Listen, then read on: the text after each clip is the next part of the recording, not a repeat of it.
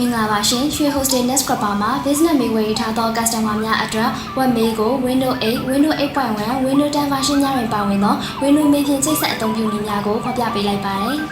။လူချင်းမင်းတို့၏ computer search box တွင် mail ကိုရှာဖွေမှာ step menu မှာလည်းရှာဖွေနိုင်ပါတယ်။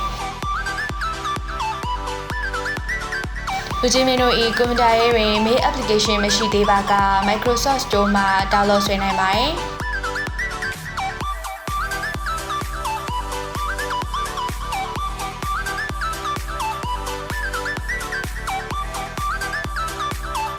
mail application ဖွင့်လာပါကအကောင့်ကို click နေပြီးညာဘက်တွင်ပေါ်လာသော box တစ်ခုမှာအကောင့်ကိုနှိပ်ပါအဲ့ဒါအကောင့်ဆိုပြီး box တစ်ခုပေါ်လာပါကအောက်ဆုံးတွင်ပါရှိသော advanced setup ကိုနှိပ်ပါ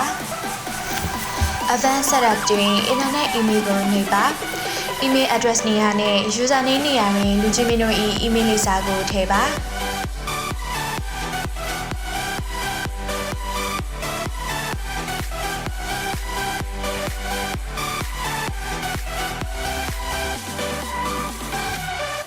password နေရာတွင် email password ထည့်ပါအကောင့် name နဲ့ send your message using this name တွင် company နာမည်သို့မဟုတ် email သုံးမည့်လူနာမည်ထည့်ပါ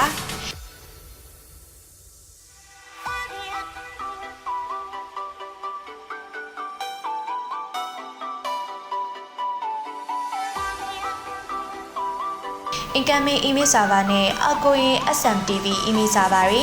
mail.your domain name.com ကိုထည့်ပါ your domain name.com တွင်လူချင်းမင်းတို့၏ domain နာမည်ကိုထည့်ပါ account type တွင် POP3 ကိုရွေးပြီး sign in done ကိုနှိပ်ပြီးပါက Windows Mail တွင် email အသုံးပြုနိုင်ပါပြီ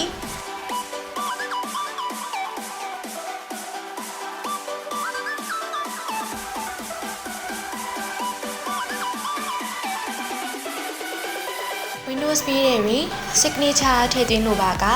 Windows Mail ၏ညာဘက်ထောက်အောက်တွင်ရှိသော setting icon ကိုနှိပ်ပါ